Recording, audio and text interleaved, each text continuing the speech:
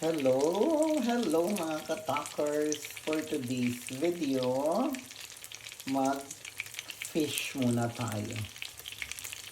Fish ito mga katakers, no? Yan. Baliktarin lang natin yung fish natin.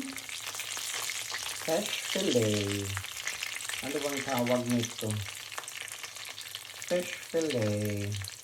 Yan. Tapos, may dalawa pa siya mga katakering. So, yan. Luto na mga katakers. Habwain na natin sa kahirapan. Yan. Luto na to kasi madali lang naman maluto ang isda. At saka, pre-cook na ata ito mga katakers. Niluto na nila ng very slight. Tapos ilagay na natin yung second batch. Yan. So ito na yung final batch natin mga katakers.